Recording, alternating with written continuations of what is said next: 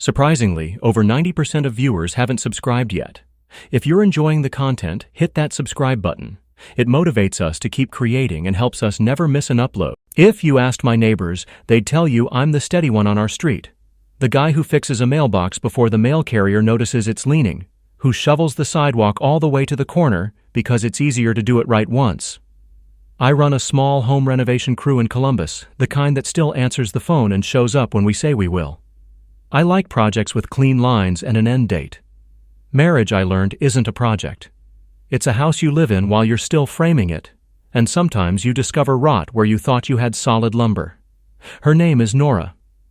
We met in line at a food truck outside a minor league ballpark. She ordered a chili dog and asked if I trusted the napkins. I said no one should trust napkins that thin, and just like that we were talking about everything.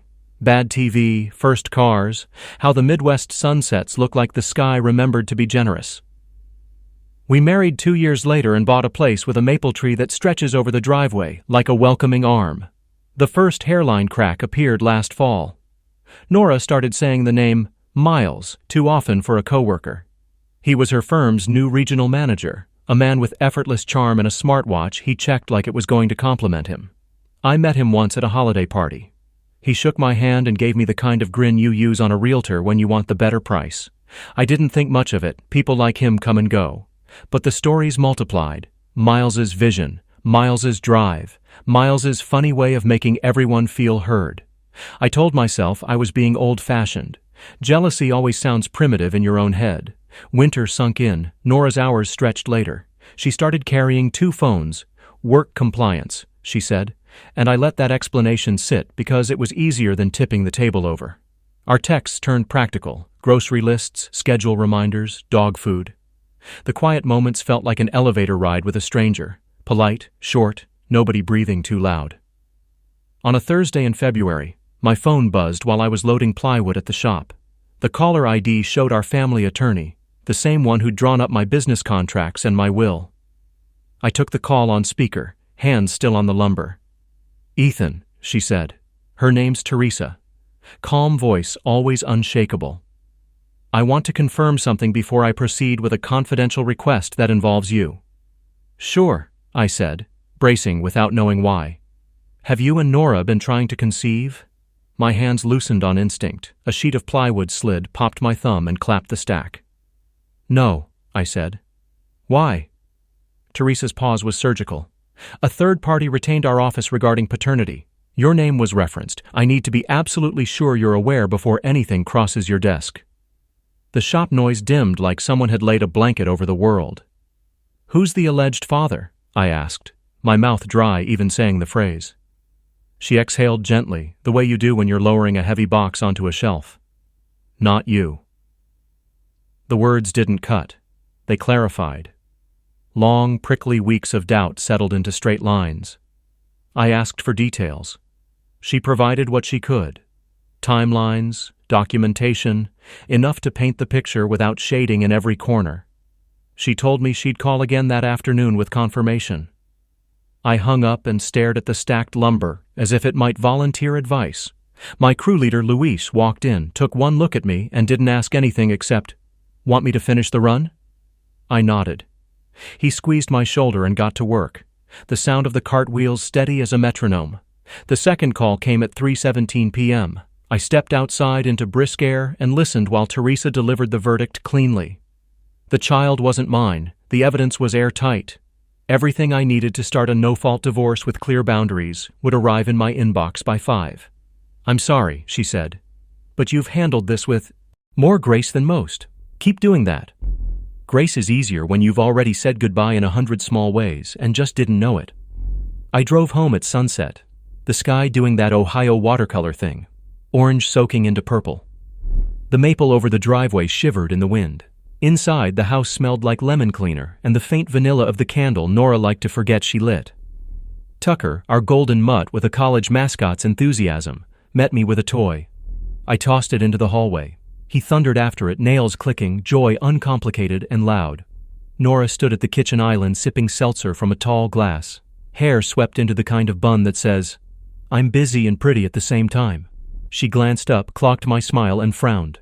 You haven't stopped smiling since that call, she said, setting the glass down. What's going on? I hadn't noticed I was smiling. It wasn't gloating, it was relief. The truth, once it's solid under your feet, will do that to you. I had a good conversation, I said, hanging my jacket. The kind that clears a room. Okay. She tilted her head. Is it work? Did you land that downtown loft job? No, I said lightly. Better. She waited. She didn't like waiting. She was used to being first in line at every story. I studied her for a breath. Sometimes you see the person and the idea of the person at the same time. And the distance between them is the entire problem. I could have exploded. I could have slammed the evidence on the counter and asked her how she'd square it with me, with us, with the vows we'd said under a white arch, while my uncle cried into his pocket square like a leaky faucet. But drama gives chaos free marketing. I was done doing publicity for chaos. So I walked to the island, set my phone down, and answered like a man who had finally stepped into his own house. I'm thrilled, I said cheerfully, voice even, because I just discovered you're carrying his baby, and my lawyer called confirming every single thing I needed to finalize our divorce. Best day ever. The words didn't bounce. They landed. Her face went slack in a way that felt unfamiliar on her, like a designer trying on honesty for the first time. The color moved out of her cheeks. She reached for the counter without looking at it and missed. The glass wobbled, steadied, left a ring on the stone. What are you talking about? She asked, but it wasn't a question. It was a reflex. Like when you tell a child the pool is closed and they repeat the sentence because they don't know where else to put the disappointment. I tapped the phone. On the screen, an email thread glowed. Timestamps, names, clinical language. I didn't shove it in her face. I didn't need to. I'm saying you don't have to hide anymore, I said. This is me giving you the gift of being exactly who you've chosen to be. Her mouth opened, then closed. Silence swelled between us, not angry, just enormous. Tucker patted in with the toy, looked from me to Nora, sensed weather, retreated. You went through my things? She whispered. I went through the truth, I said. It was waiting to be acknowledged. And now that I have, we can both stop acting. She shook her head, hair loosening. Ethan, I can explain. I'm sure you can, I said. That's what you're good at, but I don't need explanations. I need boundaries. She stared at the hallway, as if a door might appear there that led back to last summer, when everything still felt fixable, and the biggest argument we had was whether to plant tomatoes or peppers. How long have you? Long enough, I said. I'm not here to count days. I'm here to build a future without a lie in the foundation. Her breath hitched. You can't just smile and throw a grenade like that. I'm not throwing anything, I said calmly. I'm recycling. We're done using the same conversation over and over and pretending it's new. She wrapped her arms around herself. What exactly are you going to do? What I do best, I said. Make a plan, execute the plan, clean up after the plan. Teresa will be in touch.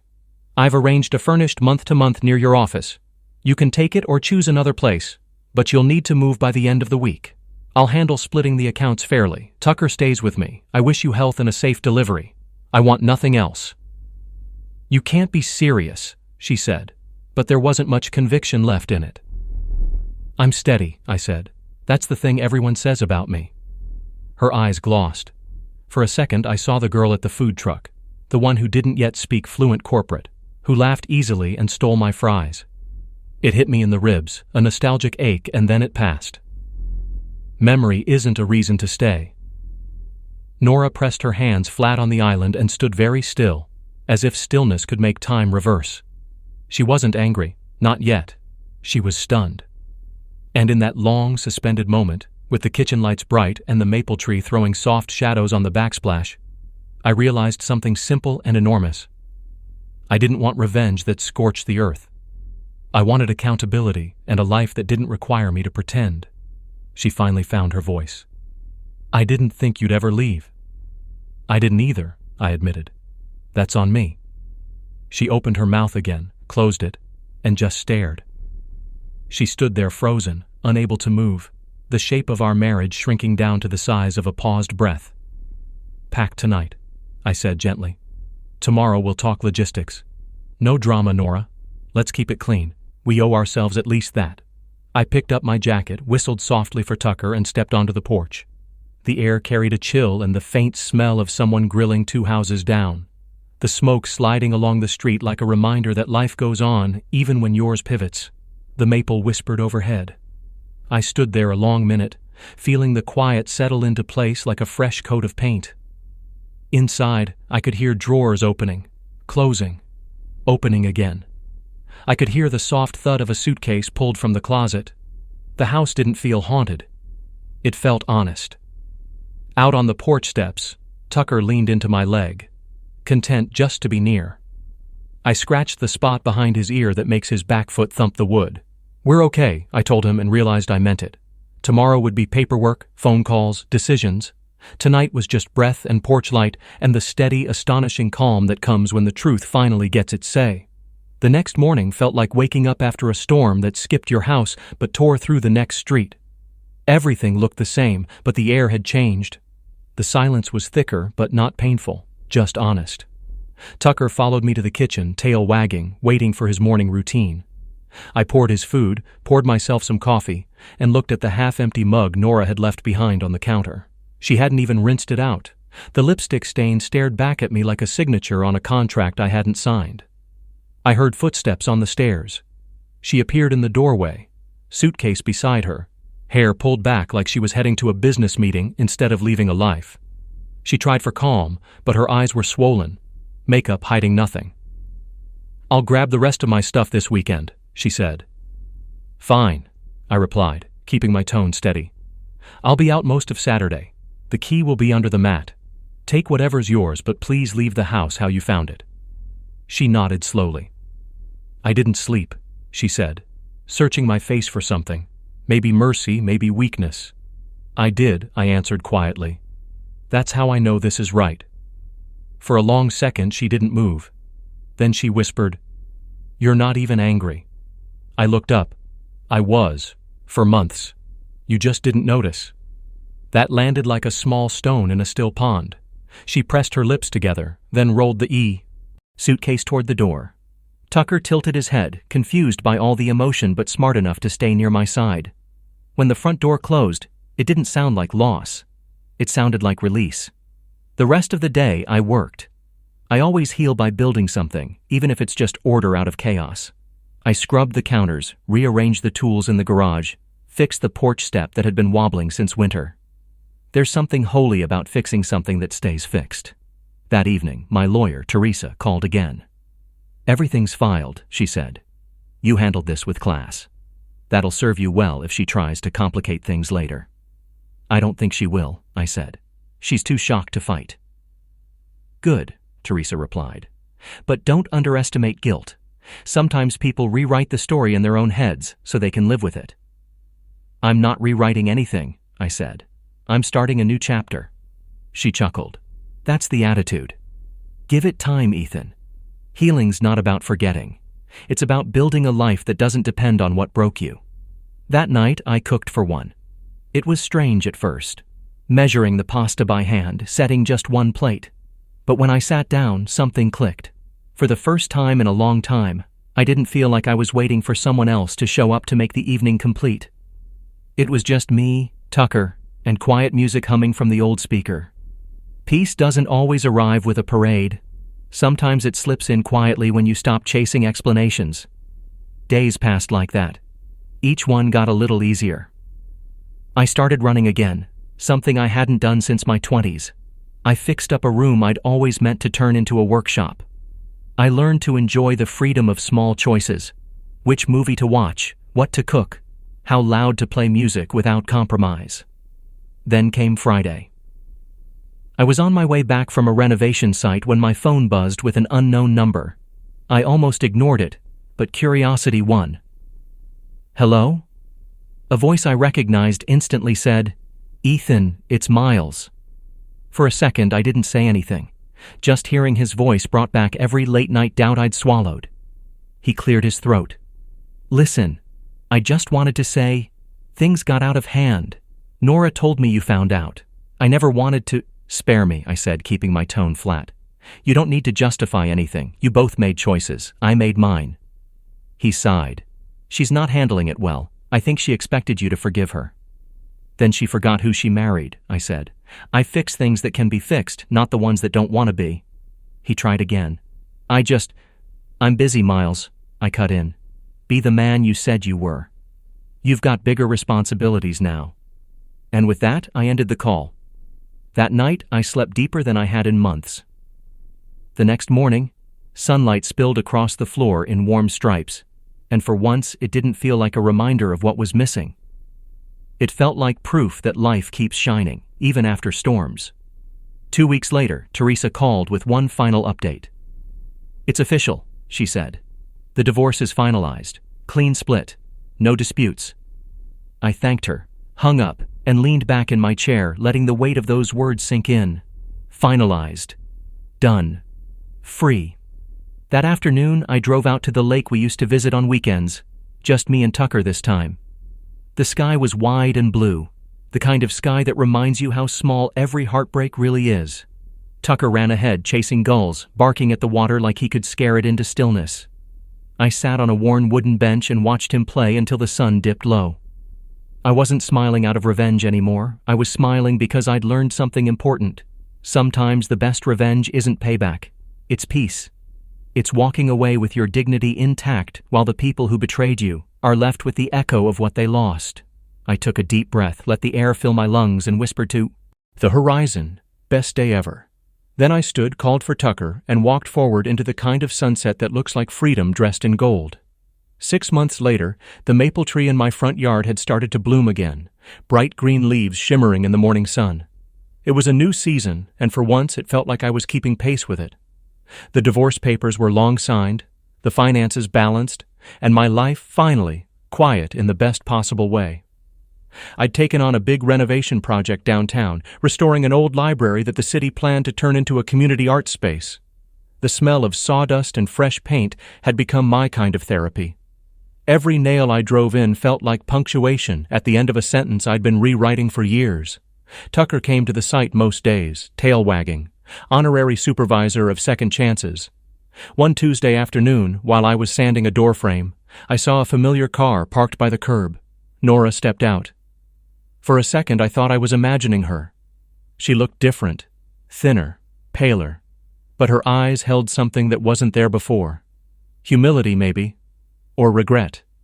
She waved awkwardly. "Can we talk?" she asked, voice small. I nodded toward a bench outside the site. 5 minutes, I said. She sat carefully, twisting her hands. I didn't come to ask for anything. I just wanted to say, I'm sorry. For everything. You didn't deserve what I did to you. I studied her for a moment, then said, You're right. I didn't. But I hope you've learned from it. She blinked fast. I have. Miles left after the baby was born. Said he wasn't ready to be a father. I guess I got what I deserved. I didn't answer right away. There's a fine line between pity and forgiveness, and I wasn't ready to cross it. Life has a way of teaching us what we refuse to learn the easy way, I said finally. You'll be okay if you stop trying to rewrite the past. She nodded, wiping a tear she tried to hide.